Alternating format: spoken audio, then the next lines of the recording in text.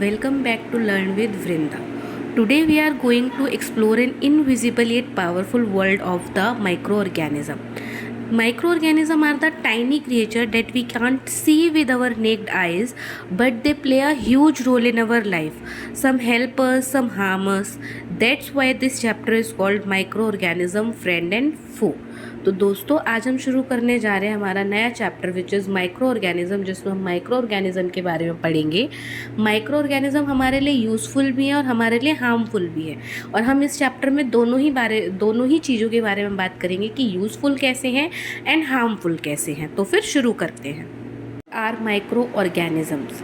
Microorganism or microbes are tiny living organisms that we can only see through a microscope। यानी कि ऐसे living organism जो size में इतने छोटे होते हैं जिनको हम केवल माइक्रोस्कोप की हेल्प से देख सकते हैं, उन्हीं को कहा जाता है माइक्रो ऑर्गेनिज्म या फिर माइक्रोब्स। अगर हम इनकी बात करें तो दे कैन लिव एवरीवेयर, मतलब कहीं पर भी रह सकता है, चाहे पानी हो, हवा हो, मिट्टी हो, खाना हो।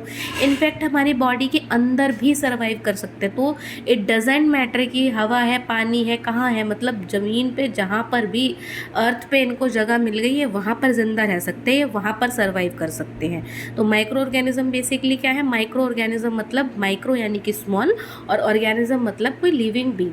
ठीक है, कोई ऐसा लिविंग ऑर्गेनिज्म, कोई ऐसा लिविंग बीइंग जो साइज में इतना छोटा है कि हमें दिखाई भी नहीं दे रहा है, उसी को हम क्या कहते हैं? माइक्रो ऑर्गेनिज्म कहते हैं। और इनको मेजरली 5 टाइप्स में क्लासीफाई किया गया है। हमारे पास 5 बेसिकली मेजर टाइप के माइक्रो ऑर्गेनिज्म प्रेजेंट होते हैं, जिसमें कि पहला होता है आपका बैक्टीरिया, दूसरा is fungi, third one is protozoa, fourth one is algae and fifth one is viruses.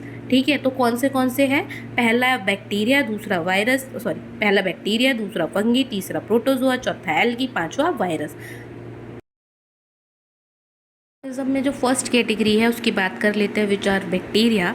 Bacteria की अगर हम बात करें तो bacterias are single celled microorganism that can be found almost everywhere, in air, in water, in soil, even inside our body. Microorganism के अंदर अगर हम बैक्टीरिया की बात करें तो बैक्टीरिया सिंगल सेल से बने हुए लिविंग ऑर्गेनिज्म होते हैं, जिनके शरीर में एकमात्र सेल प्रेजेंट होती है जो कि सारे काम करती है।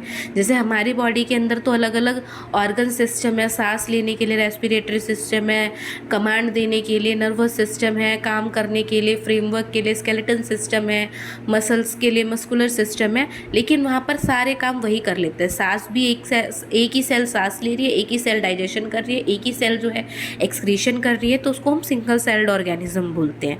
तो बैक्टीरिया हमारा सिंगल सेल्ड ऑर्गेनिज्म है और ये अलग अलग तरीके की शेप में पाया जाता है। Rod shape, spherical shape, spiral shape, हर तरीके की शेप में, मतलब डिफरेंट शेप में हमारे आसपास पाया जाता है।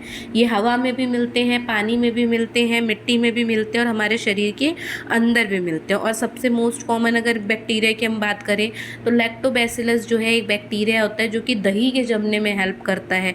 ठीक है, इसके अलावा जब हमें जुकाम वगैरह होता है तो उसमें गला पकने लगता है ना, तो उसमें एक स्ट्रेप्टोकोकस नाम का बैक्टीरिया होता है जो कि हमारी उसमें हेल्प करता है।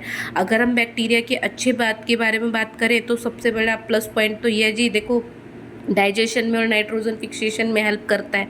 और अगर बुरे बात की बात करें तो बुरा पॉइंट तो यही हो गया जी, ट्यूबरकुलोसिस और कॉलरा जैसी बीमारी इसकी वजह से होती है। तो फ़ायदेमंद भी है और नुकसानदायक भी है। फ़ायदे और नुकसान के बारे में हम बाद में बात करेंगे। फिलहाल अभी जो पॉइंट हमें ध्यान में रखना है वो ये है कि बैक्टीरिया सिंगल सेल से बने हुए ऑर्गेनिज्म होते हैं जो डिफरेंट शेप में मिलते हैं और सब जगह पाए जाते हैं। हम बात कर लेते हैं अपने दूसरे ग्रुप की, जो कि हमारा फंगी ग्रुप। ठीक है, फंगी ग्रुप की अगर हम बात करें तो फंगी ग्रुप मल्टी सेल्युलर होते हैं। सिर्फ अगर हम एक ईस्ट को छोड़ दें तो ईस्ट के अलावा बाकी के जो ऑर्गेनिज्म होते हैं वो मल्टी सेल्युलर ऑर्गेनिज्म होते हैं।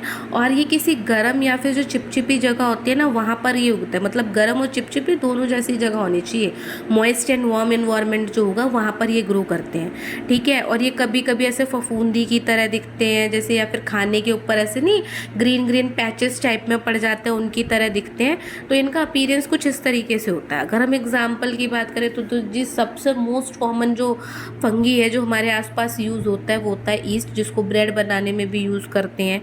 ठीक है, एक एंटीबायोटिक बनाने में फंगी यूज़ किया जाता है जिसको पेनिसिलिन बोलते हैं। और जब खाना पक जाता है तो ख़राब हो जाता है, सॉरी पक नहीं जाता, जब खाना ख़राब हो जाता है तो उसके ऊपर फफूंदी लग जाती है ना, उसको ब्रेड मोल्ड बोलते हैं। तो वो भी फंगी का ही एग्जाम्पल है। इसकी अच्छी बात यही है कि ये खाने में और मेडिसिन के पर्पस में यूज़ किया जाता है, बेकिंग एंड मेडिसिनल पर्पस के लिए इसको यूज़ किया जाता है। और इसकी बुरी बात अगर हार्मफुल इफ़ेक्ट की बात करें तो हार्म इसका यही है कि हमारे खाने को ख़राब कर देता है और दूसरा इन्फेक्शन कॉज करता है। तो ये हो गया फंगी की बात। इसमें हमें क्या याद करना है, क्या माइंड में रखना है कि ये मल्टी सेलुलर है, एक से ज़्यादा सेल से मिलकर बने हुए हैं। ठीक है, और ये मोस्टली वार्म और मॉइस्ट जगह पर ग्रो करते हैं। दिखने में ये पैचेस की तरह लगते हैं, ऐसा लगता है जैसे कि कहीं पर धब्बे धब्बे से पड़ गए हो। ठीक, खाना बनाने में, बेकिंग इंडस्ट्री में इसका यूज़ किया जाता है, मेडिसिनल इंडस्ट्री में इसका बेनिफिशियल यूज़ है। बस यही हमें फ़िलहाल के लिए याद करना है। Group is protozoa. प्रोटोजोआ जो होता है वो माइक्रोस्कोपिक सिंगल सेल्ड ऑर्गेनिज्म है जो कि मोस्टली पानी में पाए जाते हैं। प्रोटोजोन की अगर हम बात करें तो ये सिंगल सेल से बने हैं, साइज़ में छोटे हैं। ठीक है, और मोस्टली पानी में पाए जाते हैं। इनके पास ना फ्लैजला सील, मतलब इनकी बॉडी पे ना हेयर टाइप स्ट्रक्चर होते हैं। कुछ में इनको फ्लैजला कहा जाता है, इसी हेयर टाइप स्ट्रक्चर को। कुछ ऑर्गेनिज्म में फ्लैजला कहा जाता है, कुछ में सीलिया कहा जाता है, कुछ में इसको सूडोपोडिया कहा जाता है। लेकिन जिसमें ये जिस भी रूप में प्रेजेंट होता है वहाँ पर ये मूवमेंट में इनकी हेल्प करता है। ठीक है, मोस्ट कॉमन एग्जाम्पल इसका अमीबा और पैरामीशियम हो गया। अगर इसके प्लस पॉइंट की बात करें तो कुछ भी नहीं है, नुकसान ही नुकसान है इसका। बीमारियां फैलाता है, बहुत सारी बीमारियां फैलाता है। ठीक है, बीमारी फैलाने वाला पैरासाइट है एक तरीके से। इसने कुछ नहीं करना, सिर्फ और सिर्फ जहाँ जाना है वहाँ बीमारियां फैला के आ जानी है और कोई काम नहीं है इसका। एल्गी की अगर हम बात करें तो एल्गी सिंपल से प्लांट जैसे दिखने वाले माइक्रो ऑर्गेनिज्म होते हैं। और सबसे अच्छी बात यह है कि ये अपना फोटोसिंथेसिस का फूड भी खुद ही बना लेता है, ये इनकी खासियत होती है। ठीक है, पानी के अंदर भी पाए जाते हैं या फिर जो नमी वाली जगह होती है, जहाँ वाटर थोड़ा सा मतलब नमी मॉइस्चर जहाँ पर प्रेजेंट होता है वहाँ पर ये पाए जाते हैं, वहीं पर ग्रो कर लेते हैं। ठीक है, इनकी अगर अच्छी बात की बात करें तो ये ऑक्सीजन प्रोड्यूस करते हैं, कहीं कहीं पे बायोफ्यूल की तरह या फर्टिलाइज़र की तरह भी इसका इस्तेमाल किया जाता है। तो ये हमारे एल्गी हो गई। अगला ग्रुप था जो कि दिखने में प्लांट जैसा होता है, हरा हरा ग्रीन टाइप में होता है, क्योंकि ग्रीन कलर के इनके पास क्लोरोफिल का पिगमेंट प्रेजेंट होता है जिसकी वजह से ये फोटोसिंथेसिस कर पाते हैं। ठीक है, बहुत ही सिंपल सीधे सादे से होते हैं जो कि काम ही आ रहे हैं हमारे, जिनका प्लस पॉइंट ही है, नेगेटिव पॉइंट इनका अभी ऐसा कुछ खास है नहीं। ठीक है, तो ये पानी में पाए जाते हैं, पानी वाली जगहों पर पाए जाते हैं, ऑक्सीजन प्रोड्यूस करते हैं, बायोफ्यूल के रूप में इस्तेमाल किए जाते हैं या फिर फर्टिलाइज़र के रूप में भी इनका इस्तेमाल किया जाता है। Viruses are the smallest microorganism. सबसे छोटे साइज़ के माइक्रो ऑर्गेनिज्म होते हैं जिनको वायरसेस कहा जाता है। ठीक है, ये मतलब ट्रूली लिविंग भी नहीं है, ये लिविंग और नॉन लिविंग के बीच का कनेक्टिंग लिंक मान लो। मतलब वायरस इकलौता ऐसा जीवित प्राणी है जो जब तक किसी भी लिविंग बॉडी के बाहर है तब तक तो वो नॉन लिविंग है, लेकिन जैसे ही किसी भी लिविंग बॉडी के अंदर इसने एंट्री ली, जैसे ही किसी भी लिविंग बॉडी के अंदर घुसा, वैसे ये लिविंग हो जाता है। तो जब तक ये बाहर है तब तक नॉन लिविंग है, जैसे ही बॉडी के अंदर गया वैसे ही ये लिविंग हो जाता है। और यही इसकी स्पेशल बात होती है। बहुत कॉमन वायरसेस जिनके नाम आप सबने सुना होगा, जो फ्लू वाला वायरस होता है जिसको इन्फ्लुएंजा वायरस बोलते हैं, और अभी हाल फिलहाल में हम सबका फेवरेट कोरोना वायरस कोविड-19 तो गया ही, जिसकी वजह से सारे बच्चों को स्कूल से इतनी सारी छुट्टी मिली हुई थी। इसके अलावा HIV वायरस के बारे में भी आपने सुना ही होगा कभी ना कभी, पोलियो वायरस इसके बारे में भी सुना होगा। ये इकलौता ऐसा लिविंग ऑर्गेनिज्म है जिससे सिर्फ और सिर्फ ह्यूमंस, प्लांट्स एंड एनिमल्स में डिजीज़ फैलाने के अलावा और कोई काम नहीं है।